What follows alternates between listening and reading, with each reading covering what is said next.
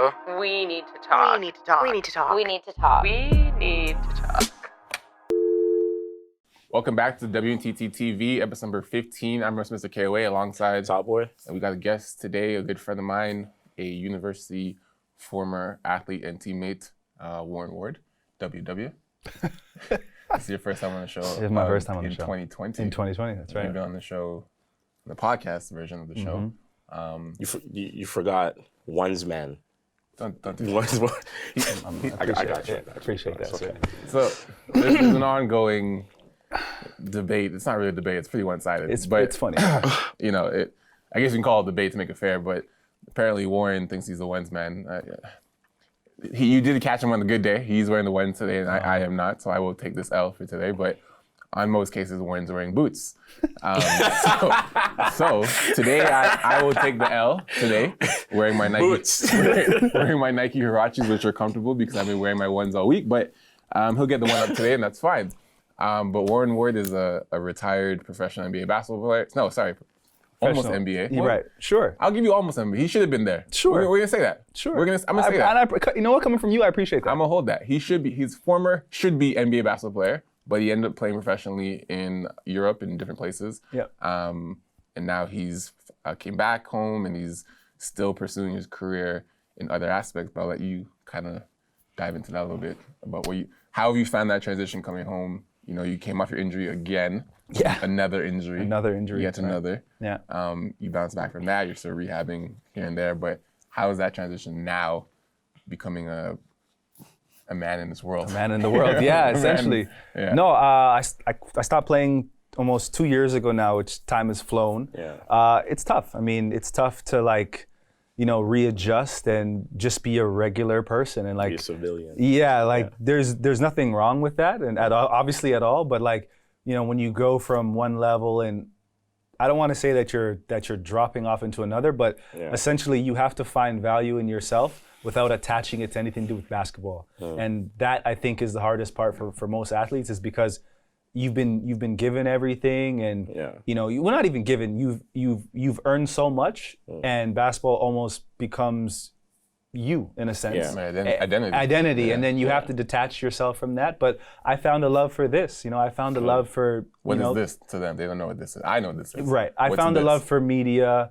I found a love for the camera. I found a love for speaking about this type of stuff, because most athletes don't have the platform. And I have so many friends of mine that message me on almost a daily basis, being like I want to get into media now. Yeah, how do I? And I feel like, I really do. I feel like as a former athlete, you should be in media, because you know this better than than most journalists know. And like working, I worked for NBA TV last year. Are you talking about sports media specifically, though? Sports media, right? Yeah. Maybe not all media, but Yeah. sports media. I feel like there should be more athletes involved. And then just like anything else, if you become good enough, then you can transition into something else. But for me, this is where I kind of found myself lying, and it's something that I want to pursue because I can put the same attention and passion into it, and I can get the most out of myself. And I feel like that's something that I pride myself on. I pride myself on being, pretty adaptable, where I'm not gonna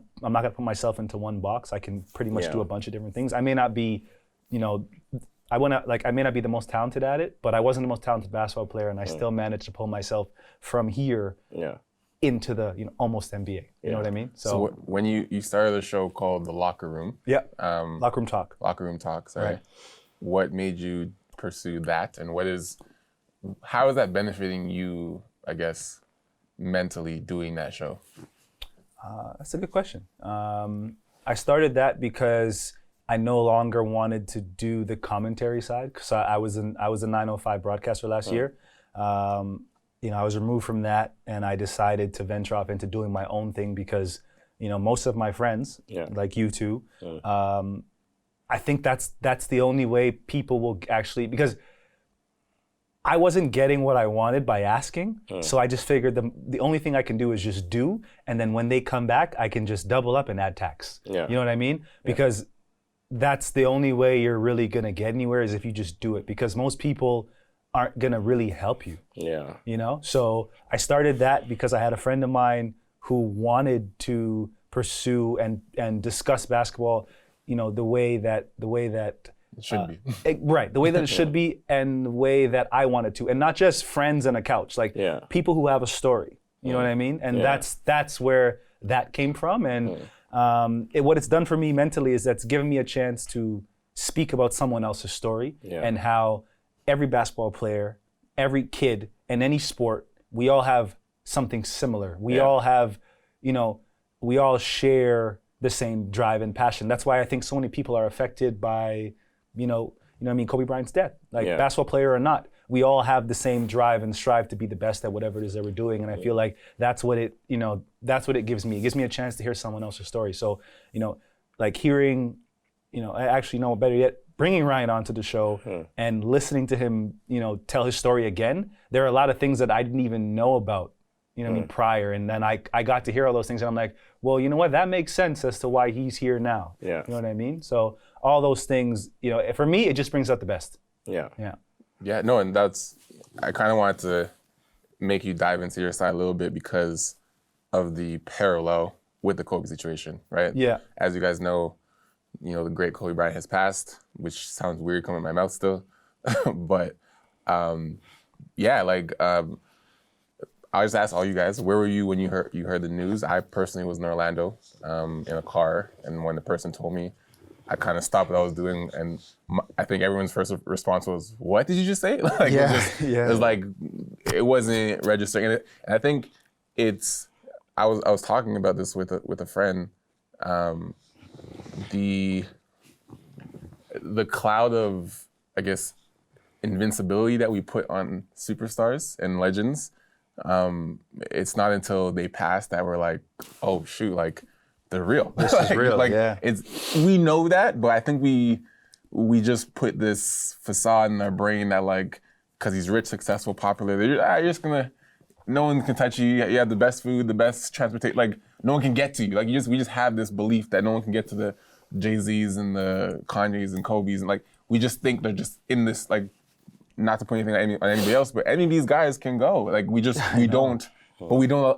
process it in our minds, and it's tough when it hits us. But where were you when you heard about it? Where were you when you heard about it? And how did it affect you? It affected us all differently. Me personally, it affected me because, like a lot of us were all in the same age group, more or less.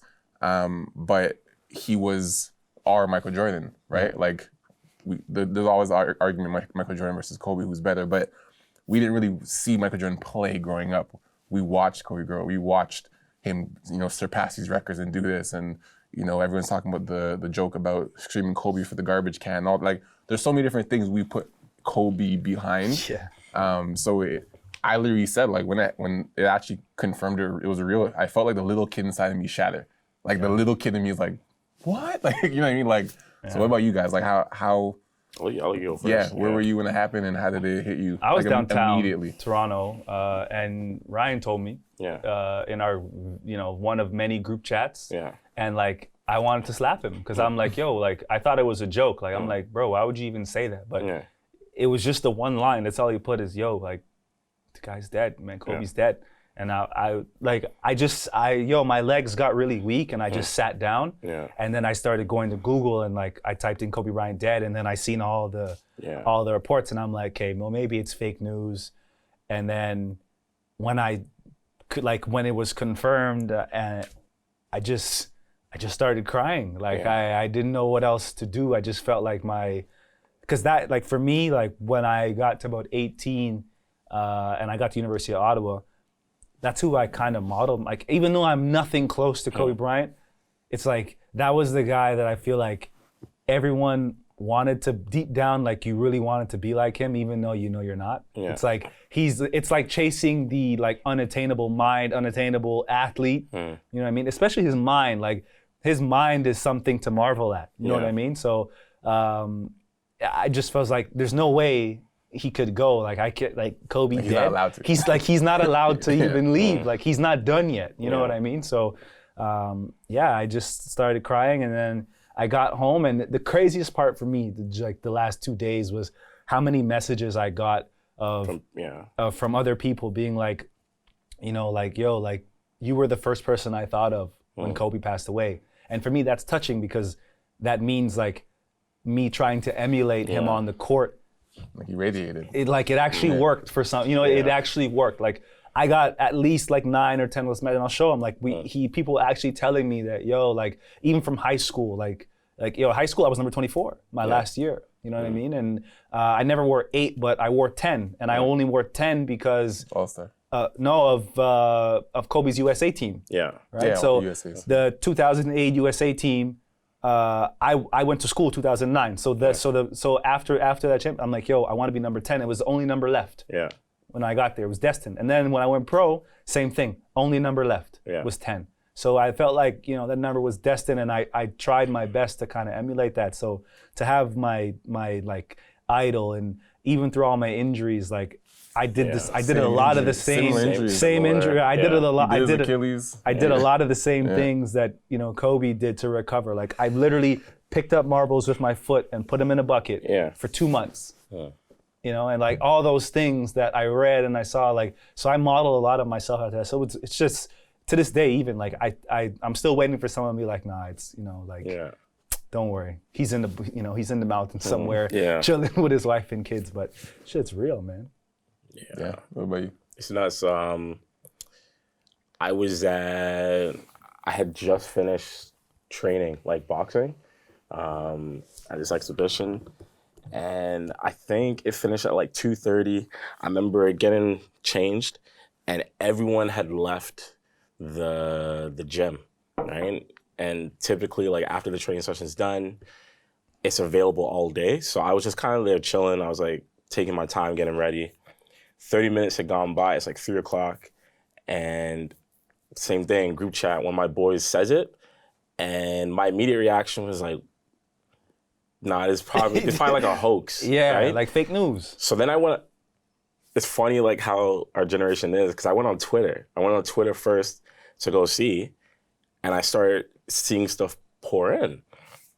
And I'm just like, yo. And my girl was like in the area, and she hit me up and said, tell me about it. And I must have sat in the gym by myself, just like thinking about everything that had gone on for like an hour and a half. Yeah, man. Literally, I didn't cry, but I literally did not move from the bench because I was like too busy reading up on what was going on, like processing the whole thing. And one thing came to mind, and you kind of just reinforced my thought process on it, which is that, time doesn't define where you stand in someone's life. It's circumstances that do, right? So, yes, Kobe was our Michael Jordan. I said this in my post too when I did it. I basically, grew up in a situation where I have to accept the fact that MJ's the best, right? And I know this based off of footage that I've seen. Of course. But I don't feel bad in saying things like Kobe's the Jordan, like, because that's what I saw. Like, I physically saw those things with my eyes. Mm-hmm. It's very different than seeing it on a tape after the facts, whereas, like, I'll never forget where I was when, and I'm sure you guys won't either, Kobe's last game, right? Yeah. It's like top 5 Twitter moment, a perfect history. game. Like, how do you go out perfectly? Like, I remember watching this, and this has only happened a few times in my life with sports, but I remember sitting there saying to myself, I'm literally watching history. Like, this might not ever happen again, and even if it does, cool. Like, I'll be glad I get to experience it again. But I don't know, if you weren't there at that moment watching it, I can't explain to you what that really did. And like, I saw something on Twitter today, and I don't mean to cut you off, but this is so important because the NBA, look, everyone's competing at the highest level. If you watch Kobe's last free throw, the one with Gordon Hayward, the Gordon Hayward thing, I thought that was like, he stepped over the line just before he shot so that in case he missed, he would get to shoot again. Yeah. Just to make sure he got 60. Just to make sure you got 60. Yeah. Like a violation. Right. Yeah. So just to have the wherewithal to do that, because your respect for this guy is beyond the game. Like the game is so insignificant. This is for you. And that's what I think Kobe's impact on so many lives had, is that he was so much bigger than basketball. Basketball is such a small, minute thing. Yeah, the situation to me is like it's very sad for a lot of reasons. One, because I had people reaching out to me because they saw what I posted about Kobe on my IG, and I've made like at no point, I don't think I've ever said Kobe's my favorite player. But because I'm an athlete, like you can't not look at Kobe and say, As a great athlete. oh my God, like this guy is nuts, right? So, and the only reason he wasn't my favorite player is just it literally had nothing to do with I think it might have been like his style of play. It didn't relate to me, but I would still admire it so much, right? But for me, I was just like, man, when this situation happened, I had people reaching out to me because I said like sudden death is it's trash, like everyone knows my circumstance. I went through it. So when I saw people's reactions to it, I was like, this is it. It shows you how much bigger than he is in the sport of basketball, and how sudden death affects different people, even though he's a celebrity that they have no personal, relationship with, right? Goes to show you that you never know whose life you're actually touching. Exactly, you're right. And then, the more stuff I thought about, it just kind of made me realize how silly or insignificant some conversations are. I know. Right? Because my boy Xavier, this guy's been a diehard Lakers fan since day one, right? Even through the years where they weren't that great, and he was just like, Lakers fan since day one. And he was in LA when he heard this news. He's still there. And this guy texted me today saying that he's been like crying like on and off because he's upset that we spent all these years arguing about MJ, Kobe, and LeBron, like having this debate constantly, because he's like, now that Kobe's passed, and I honestly see like how this is affecting someone like LeBron, for example, it puts things into perspective where you're like, why were we pushing this narrative like all along? Because LeBron's talking about when he was 15, this man drove. You saw this? What he said? You saw this, right? I'm like, I didn't know this. I don't think that was like common knowledge to a lot of people. But then after the fact, you start seeing things where you're like, yo, like, cool. Like LeBron loved this man. Like he was a competitor, 100%. That was his rival. But this guy loved him, and it's like everybody else. Like everybody. And I was just like, yo, this is. It just put a lot of things into perspective for me. So I feel like I've lost a lot of people in my life and a lot of different things, and I learned to cope with it differently every time. And what I've taken away from this specifically is that there's always a lesson, right? Like, and I always say it's unfortunate that we learn after we lose somebody or after we lose something, that we're like, okay, now I'm gonna do this, and now that's just the way humans are. But I think the lesson I learned from this one specifically was that, I keep paralleling him with Warren because, Warren didn't play NBA, but he played pro, and Warren also had to come back and transition as a non-athlete, like life after basketball. Like I made the post about life after basketball, right?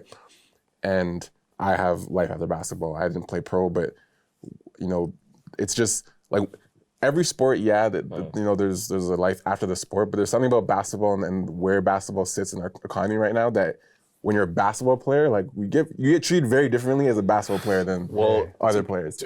I don't want to cut you off, but to your point, it's like all of us have played multiple sports in our lives, right? And the thing about basketball compared to almost every other sport, with the exception of maybe soccer, right, in Europe, is that NBA athletes have like an accessibility to them like no other sport, right? Of the American sport specifically, between baseball, NFL, and NBA, right? So yes, we can communicate with all those athletes on social media, but the presence that an NBA athlete has in society is very different to like an NFL athlete, right? Can't tell you the last NFL athlete who does it, like there are a lot that do things in the community, but I can't name another NFL athlete that's on par with someone like a Kobe or a LeBron socially with the things that they do. Aside from maybe Colin Kaepernick, and even then, the level's not as high, right? You can't say the same thing for baseball. Hell no.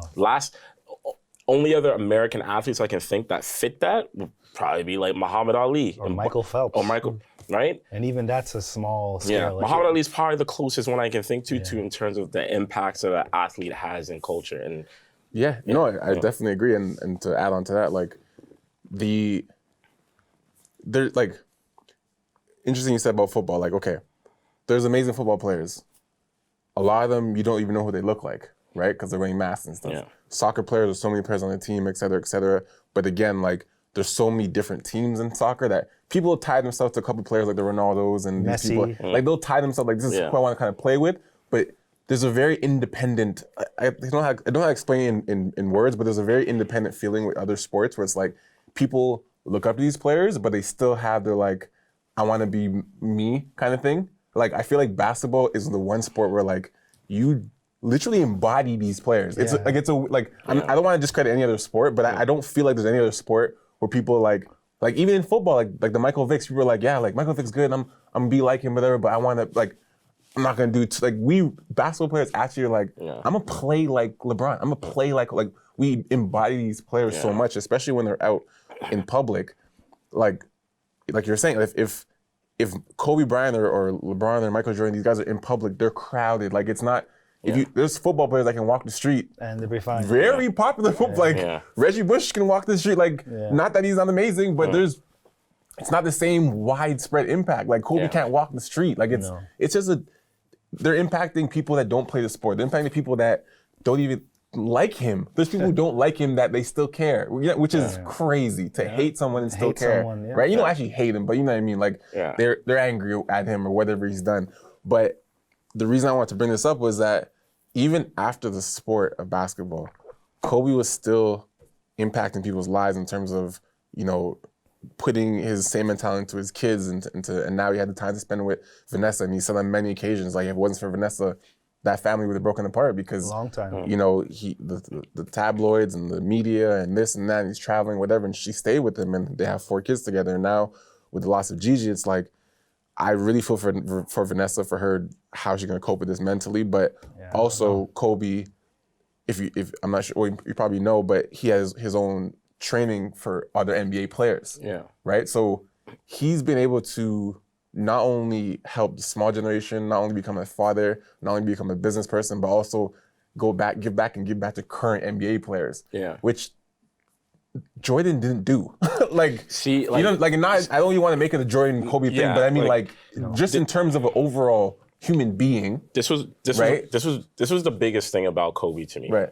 And I watched Kobe throughout the years just absolutely destroy, break my heart sometimes. And I was just like, hey man, you just gotta chalk it up to the game. That's what happens when you're the best player. And the most admirable thing about Kobe to me, aside from his mentality, was after he was done playing the game of basketball, there wasn't an ounce of bitterness. An itch. It was nothing. There was literally nothing, right? Do you know why that is?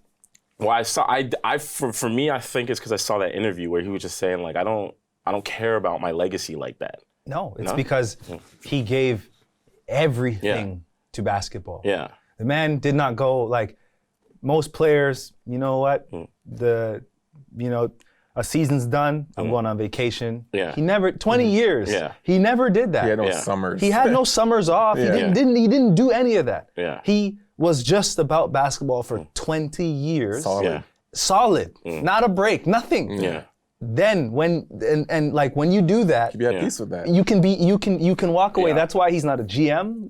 That's all he does is write children's books. He was literally going and putting himself into another sphere with the same mentality. And I have respect for it because I'm the same way. 4 surgeries in 10 years. Yeah. Nothing left. Yeah. I can't do anything else. Yeah. There's nothing else that I need to prove to myself. Yeah. I can come back and you're I'm not trying to make it about me, but I'm just saying that's why I know deep down Kobe doesn't, he is, completely immortalized, but from a basketball perspective, other guys come back to the game, like a Vince Carter. Vince Carter can't retire because he feels like he has more to do. He's still trying to prove. In his head, he's still Kobe didn't prove shit. He's done. Yeah. He's done. And when you can look at yourself in the mirror and be at that and just, switch it off. Yeah. Even T-Mac, man. T-Mac came back, retired, came back. a lot of guys, they can't turn off the switch because they still have, like, Kobe, nothing. Empty out the tank, man. Yeah. No, You know what I mean? I 1000% agree with that. I think, like, so, like, to clarify what I was saying, because you bring up a very good point, you know, about, like, not having anything left on the table to prove.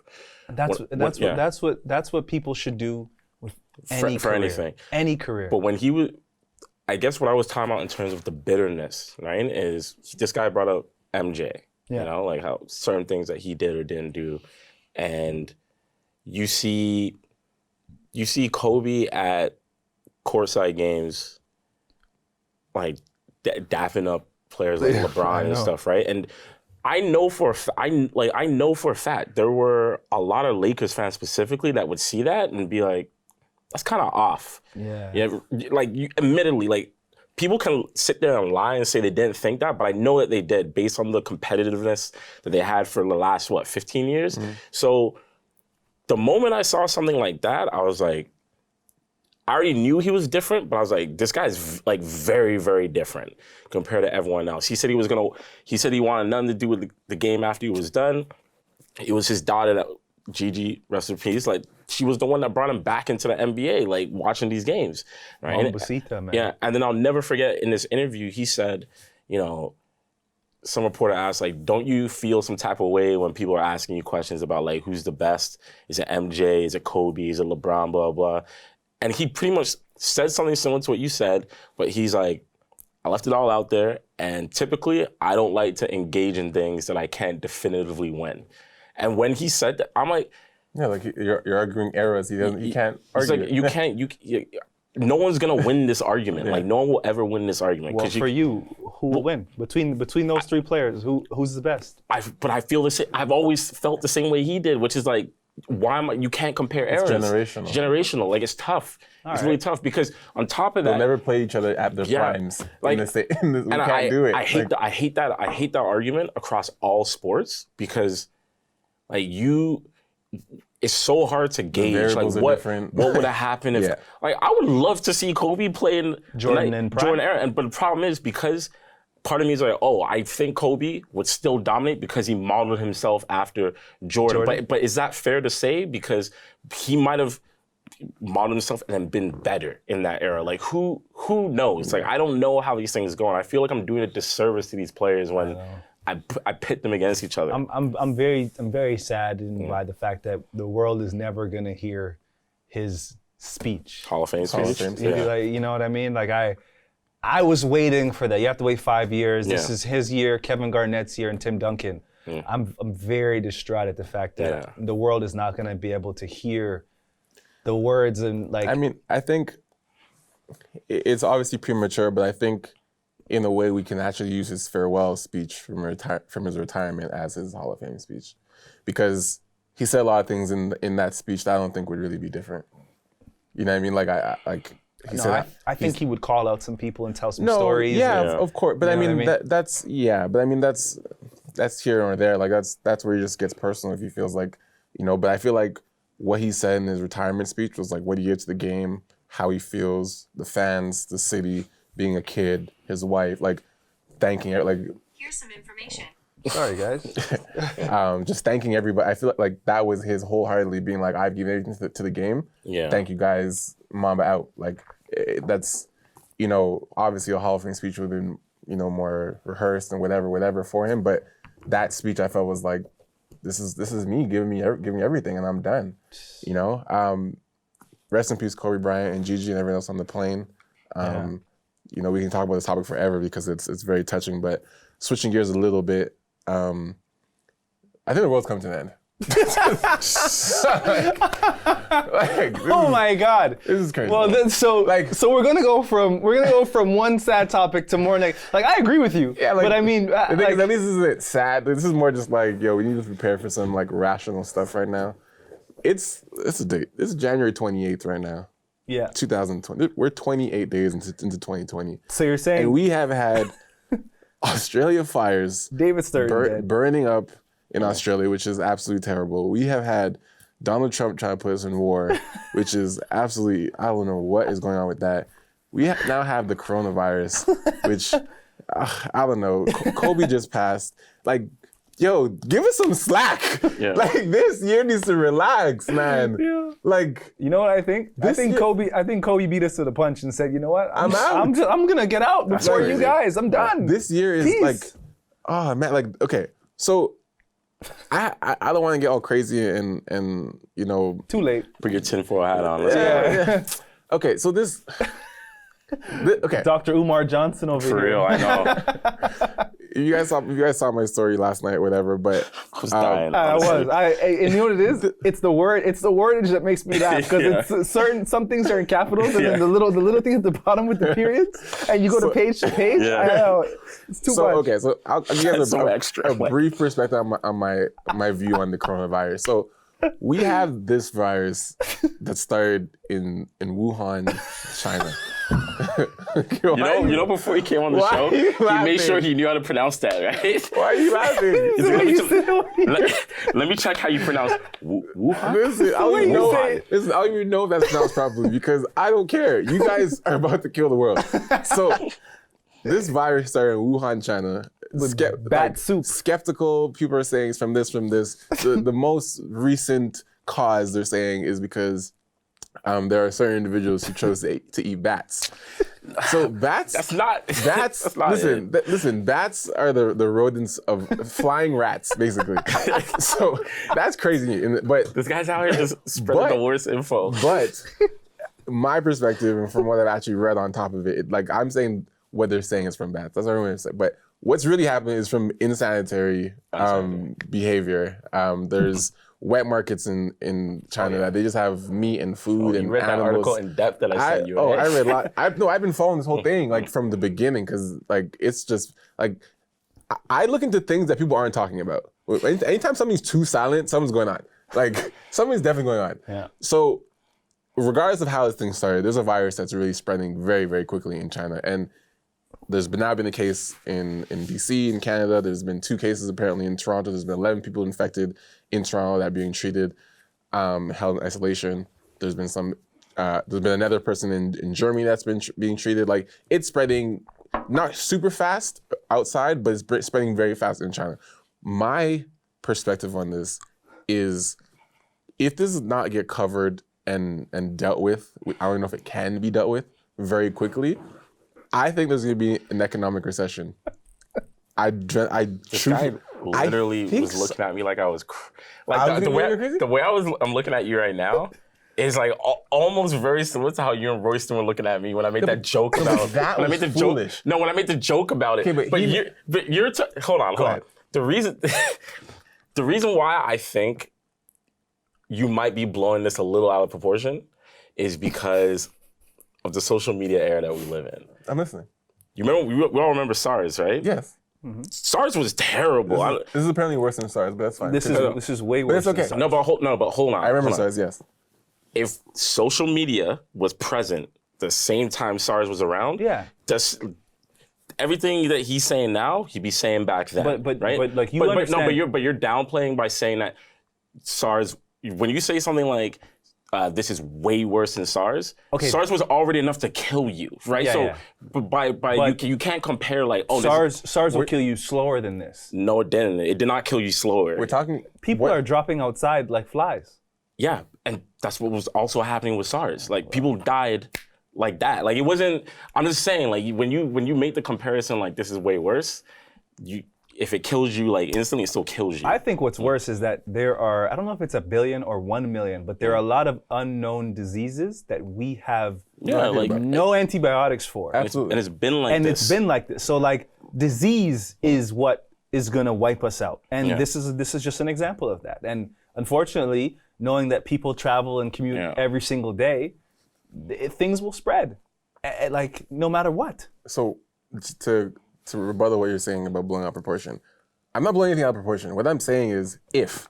I'm not saying a matter of when. I'm saying if this does not get solved and does not get handled appropriately, there will be an economic recession. The reason I'm saying this is because we will start making actions based on fear rather than fact. And that is my argument, not the fact that this thing is crazy and everyone's gonna die. That's We not already are. I mean, No, but Yeah, I'm saying, like, it's already there, I'm though. saying at a rapid and actual, like massive rate. I just dropped off Akeem at the airport, and we got a notification on your phone saying, you know, due to coronavirus or whatever the case is, like, you need to be at the airport 3.5 hours early.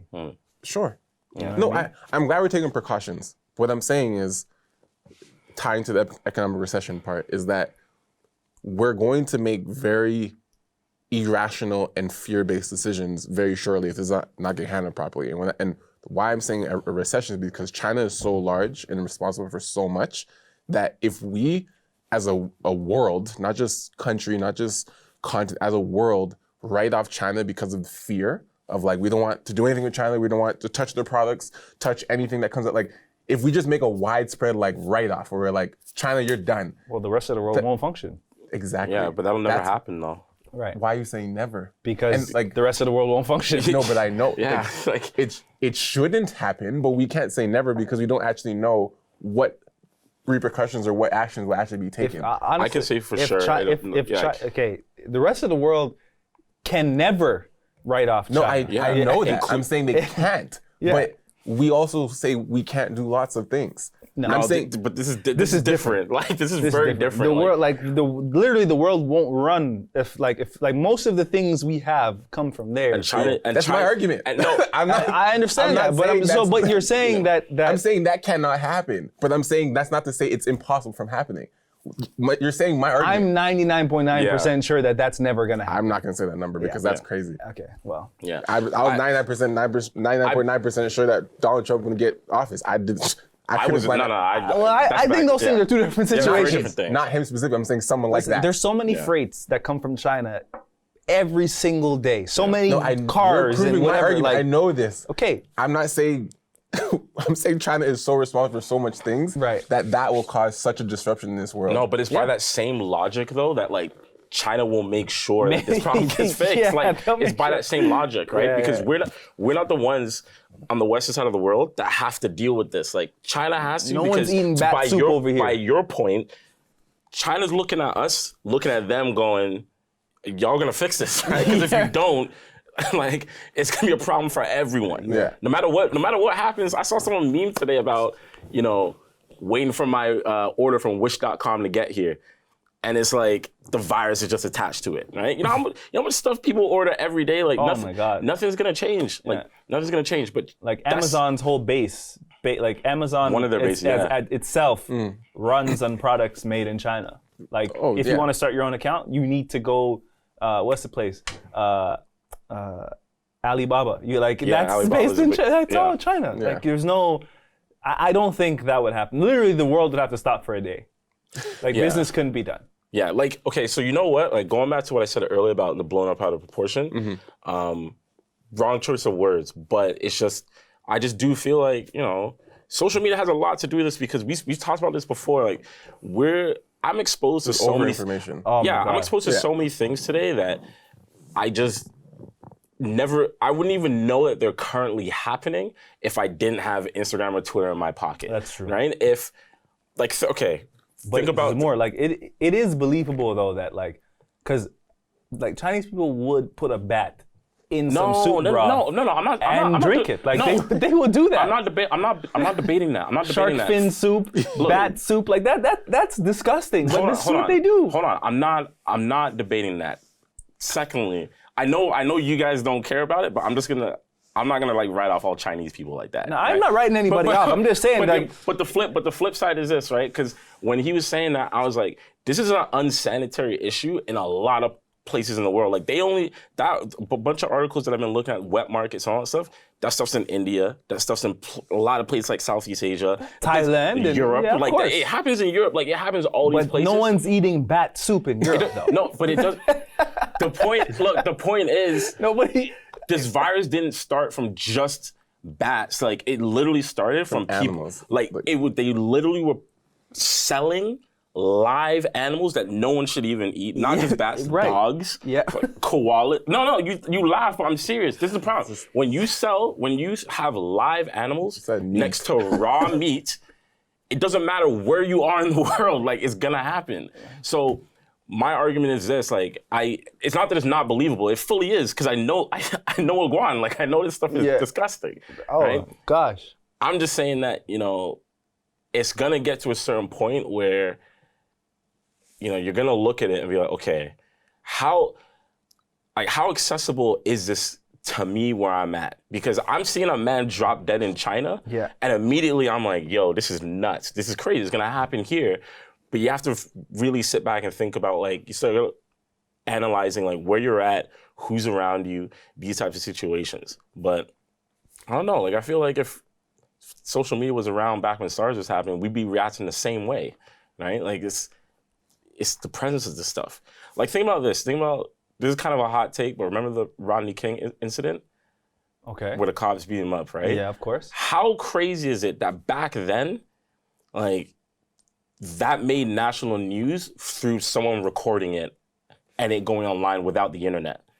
You get what I'm saying? Like, well, it went to a TV network. It went to a TV network, but this was in a time where racism was still very prevalent, that it took something so outrageously racist that a TV network had to say, you know what, we're gonna post this no matter what, right? Mm-hmm. If there was no TV network posting that, social media, we see stuff like that happen every day now. You get what I'm saying? Like I see stuff like that happen every day when I go on social media, someone getting beat up, some sort of injustice, and it's normalized, right? But back then, that wasn't normal to see, right? So I'm just saying that, like, over time, we're just getting used to seeing things that typically we're either not supposed to see, we shouldn't be seeing, or not accustomed to seeing. Well, I never want to get used to having no coronavirus. I don't want to get used to that at all. I'm with you. I'm good. I'm with you. I have, like, the flu is good enough for me. I'm good. Just keep it at that. Yeah. All I keep hearing is this guy talk about bat soup. Yeah. It's true, though. Like, they legitly do eat that. Like, it's not they. I have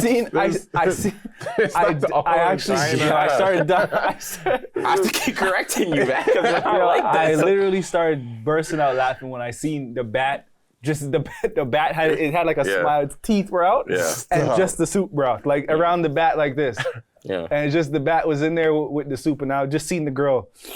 Just. I know, man. I know. Did you have to remember? There's some people that probably look at, Jamaicans weird for eating like cow foot. I know it's not the same thing, but it's like, you mean chicken foot? Chicken foot, cow, whatever it is. Yeah. Somebody's like, I don't eat. And I like chicken foot. Yeah, it is what it is. Yeah, that's true. Some people would. Yeah, but let me tell you, them Jamaicans, there's no coronavirus coming from that. Yeah. I'll tell you that. I was gonna switch gears. You guys, did any of you guys watch the second season of You?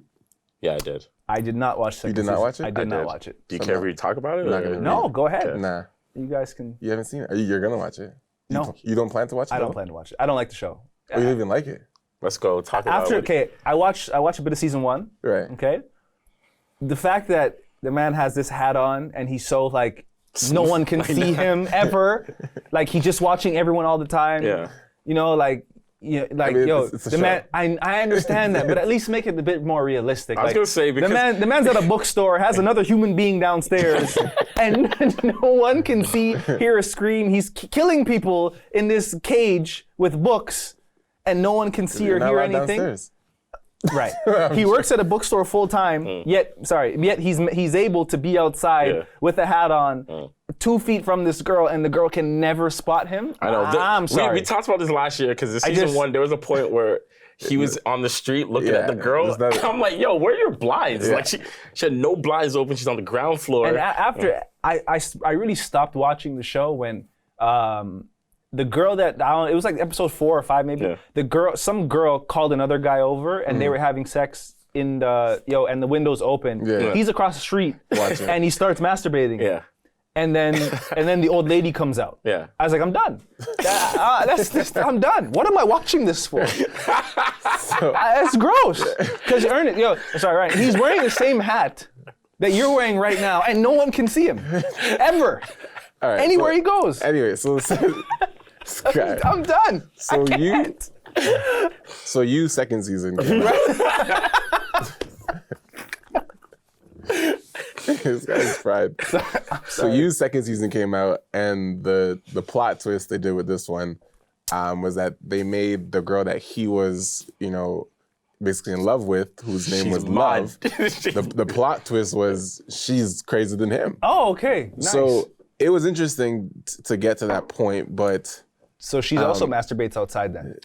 No, not masturbate. But I mean, long story short, she's like, she's killed some people in her past. Oh, and okay, nice. She's done some stuff for addiction love, and like she's, you know, she basically was saying to him like, we're the same. They're a like, match made in heaven. You know, but he was, for the first time, was like, nah, you're worse. Like he started feeling like, whoa, like, and I think it was interesting because you're following this person, and he obviously the show is very narrated, so it's just him talking, whatever, and you're following him, he's going through these steps and stuff, but to get to the point where, you know, he finally gets the girl that he thinks he's in love with, and then she reveals to him all the crazy things she's done, right? And for him to be like, oh no, that's a little too wild. That's too much. You know what it is? So like, because for context, first season he's straight. He's both psycho in both seasons, right?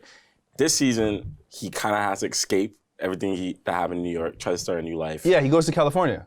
Goes to California. I right? saw the episode when 40 gets shot. Yeah. So I saw that one. And he's low key. He tries to be low key. Falls in love with this girl, and he ends up killing someone in the show because that person was actually bad, right? Like they were doing it was a guy that he killed, and he was doing things to little girls. I don't know if it was just underage girls. women. Yeah, I saw that episode too. Right, so that's who he killed. Yeah. But then because he killed that guy, it brought on all these problems. They're like, who killed him? Blah blah blah. The dude found down the steps. He pushed down the steps and he busts his head open. Yeah, So you did watch it? No, I saw that episode and the episode when 40 got shot. That was it. So all this stuff happens, and it turns out the girl that he is into, like, figured all this out and has been like killing things on the side so that he doesn't get caught. So then he's like, yo, you're crazy, because his argument is, I'm killing bad guys. You're out here just killing anyone. Right? Like, that's how he's looking at it. For me, watching the show, I was like, it must be nice to be like a white dude. Like, get away with this stuff. Oh my gosh. No, real talk. Real talk. Because I was like, you know what I want to know?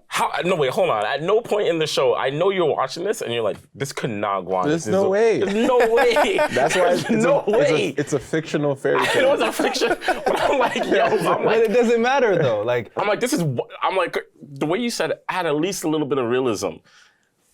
There's literally zero realism in this show. Like, absolutely not. There's no point where I'm like, yo, this is kind of off. Like, but like, I was literally like, I was watching the show. I watched a couple episodes. Like I did. Like I scattered, but I didn't follow it because after that episode, I just said, how did you watch it scattered? Meaning, okay, I saw the one episode when the guy, no, I don't care which episode, but how did you watch scattered episodes? Because my girlfriend watches it. Oh, so you just tuned in? I just tuned in whenever I was there. Yeah. And she watched it, and I was in between. Like I watched a couple episodes, and I'm like, this is nonsense. But after that season 1, I can't tell you anything up until when I seen the guy get pushed down the steps. Yeah. That was it. I don't know nothing else. Because I was like, no. This is wrong. Because these Ryan, the writers are who I want to know. Because you got to be pretty sick to come up with that all this material. Like, you mean like, he watches girl outside. I mean, if you think about it, anytime I watch a show or a movie or a thriller or anything that's like pretty messed up like that, I'm more concerned that most of these they're not made up.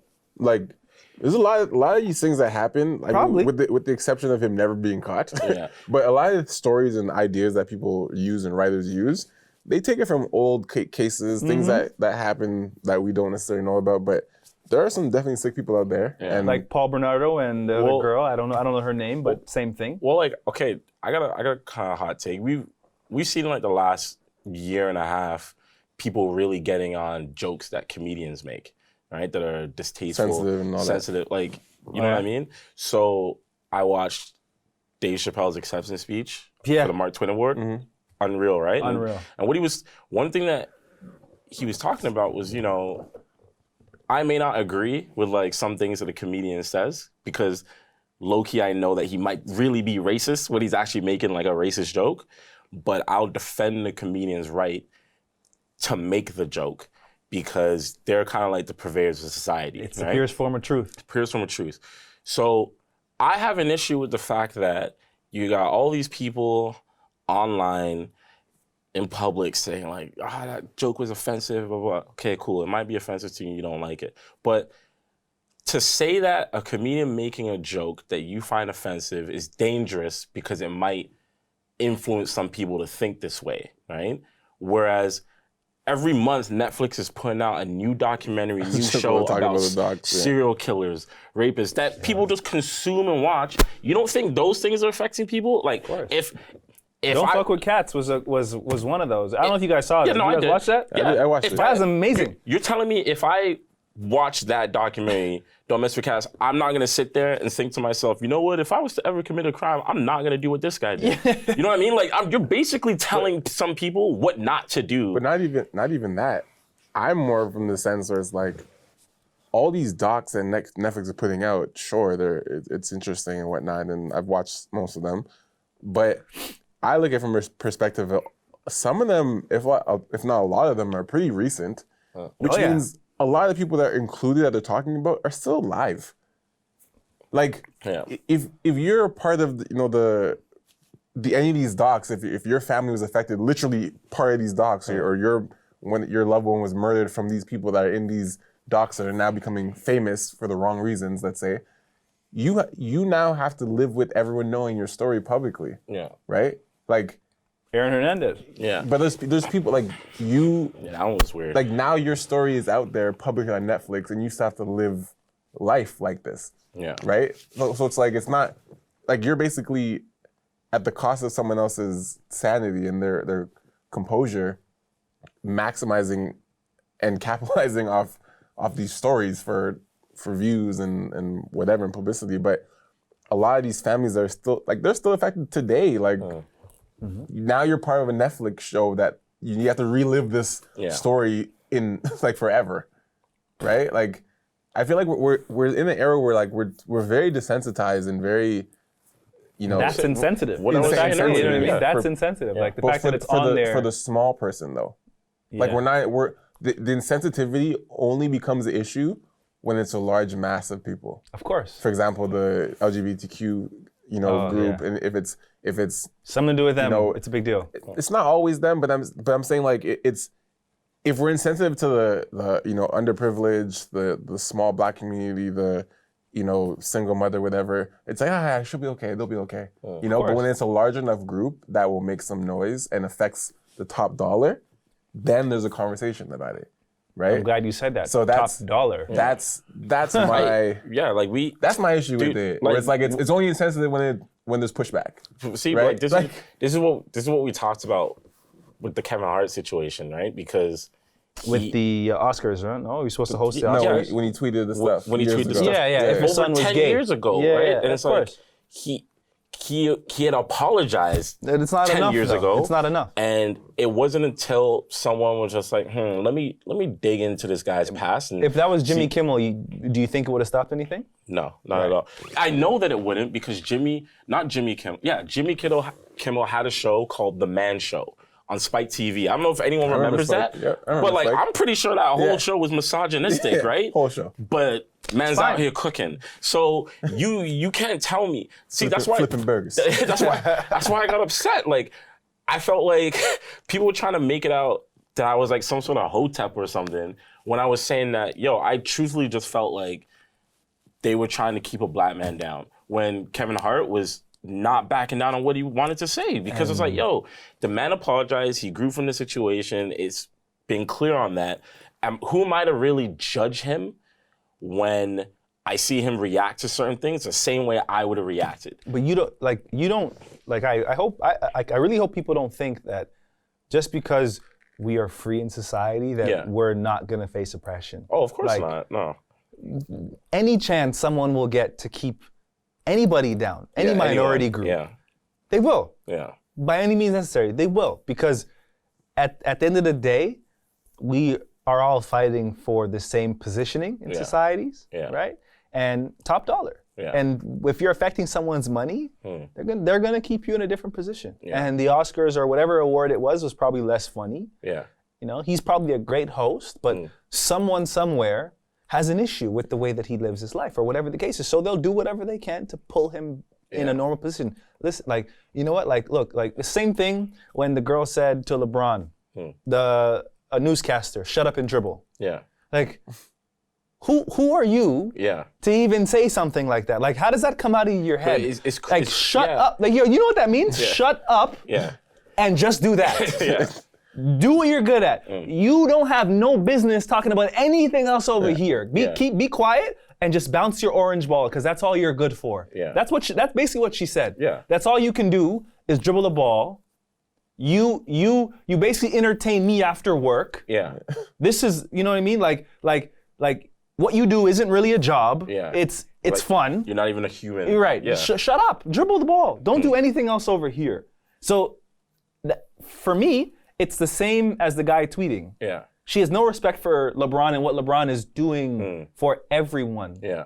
White kids, black kids, Spanish kids, you know what I mean? She also doesn't care or know. Yeah. Right. Right. It's not that she doesn't respect. But there are millions of people like that in the States. But the thing is, to your point, the insanity of that whole situation is she said what she said, and she's not even someone on his level. You know what I mean? No, at all. Like, she's a regular person like the rest of us, and she just feels okay saying this, you know? And she feels okay because of the fact that she's white. Yeah. And she knows that she can get away with stuff like that. Yeah. I think as a closing statement, I feel like, especially for all of us, obviously we're all young black men, and you know, the things come with it, and I think we've all accepted it by now. Just it's not a new conversation. It's not a conversation we have to keep having. I mean, it's a conversation we should keep having to try and improve it, but it's not a conversation we should keep having to try and express that this is happening. We know it's happening. We need to find solutions to change it. But I think an important thing that I've noticed, especially with, you know, the economy we have now, is there's a lot of tests that we get put up against to show anger. Like, they want, like, I say they, I just mean like people who wish to oppress other people. Their end goal is to get a negative reaction out of you, so they can confirm their biases. Right. Right?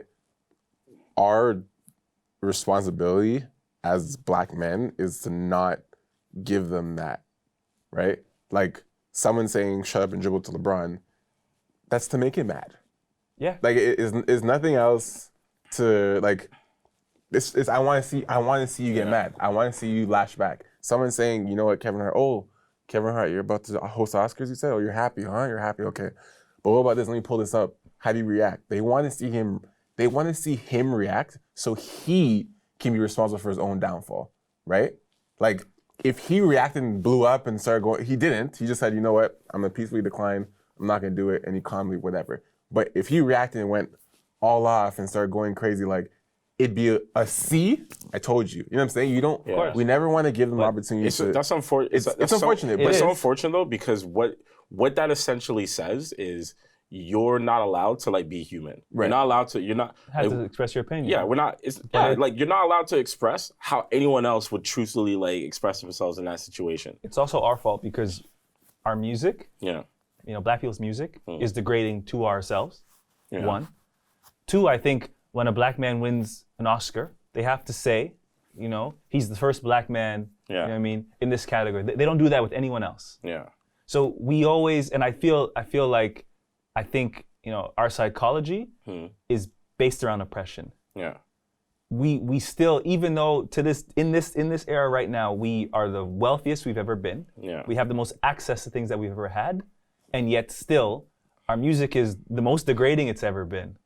Our forms of entertainment don't really help other people. Most people, you know, most black people who make it out always want to claim the hood, but then never go back to it. Yeah. You know, like, all those things we are in control of, and yet we don't make changes to. So there's two sides of the coin. We have oppressed ourselves, but at the same time, and I feel like that's what the oppressor wants, is all minorities to oppress themselves. We're gonna give you the tools to hold yourself down, and then you know what? We can say, see, I told you so. You know what I mean? And until we change from inside out, then I feel like things will actually change. Yeah. You know what I mean? Because you don't hear no one in country music degrading their own people. Yeah. I mean, country music is wild. True. There's some. I'm sure Yeah. there is, but you don't hear most other music isn't as degrading as black music is. I mean, To its own people. yeah, like I definitely understand, especially when you're like referencing like rap and hip hop and stuff like course. that. It's just, I don't know. That's what sells. My biggest issue with the black community specifically is just the fact that we're too like nice in exporting our culture. I think that's the bigger issue, right? Because we're very quick to, you know, be accepting of other people when they say or do the right things that reflect helping us, but it's never usually the other way around. Of course not. Right? Like how the term like, oh, he's invited to the cookout. Oh right? yeah. Right? Like you don't. There is no term like that for like for other cultures, right? No. And that speaks to everything that we do when, you know, an artist like Justin Bieber puts out music. Yeah. People like claim him, and I'm just like, his music is mediocre at best, if we're being honest, right? And it's like, I know artists that are like that. Justin Timberlake, prime example. This dude's coming out with another album, and he's like, I'm going, me and Timberland again. And it's like, oh, because you saw what happened when you worked with him last day, exactly. On the last album, Man in the Wild, it was right? Trash. Bad. What about Future like? Oh, that's right. Okay, now it makes sense. Right. So, but the biggest export in America is music. Who controls all that? You know what I'm saying? Yeah, the biggest export is black culture, like in general, not just music, like But everything you see NBA. Who like, controls that though? Who controls the product? us. Not us. Exactly. We don't have our own Exactly. control of anything. Right. And when you do want to control your own masters or whatever, you die. Yeah. Like Prince, you dead. Yeah. Right? The man was one of the only artists to own his own masters, and he encouraged other people to do that. I think it might have been MJ first, right? Because MJ had the conversation with the people from Paul McCartney. Yeah. And the Beatles said, "Yo, you should like buy your master." He and then he bought his master the next day. MJ bought For $75 million you know or something how crazy like that is? Yeah. He's like, "Yo, Paul, you should buy your masters, eh?" He's like, "Paul's like, I'm gonna think about that. Next day, I can't buy them because you bought them." He bought the masters. I That's told you right. to buy them. He's like, "I told you to do it." Yeah, man. And there's a lot of examples like that of people trying to buy their own masters, owning their own product. Yeah. You know what I mean? And like Own your product. own your product, man. Own yourself. That's right. Thank you guys again for stopping by another episode of Wntt TV. Great episode having Warren and his sporadic bursts, which are always great.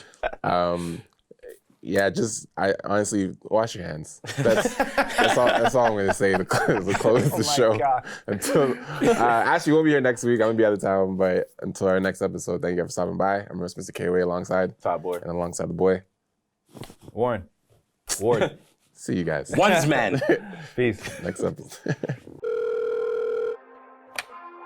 We need to talk. We need to talk. We need to talk. We need to talk.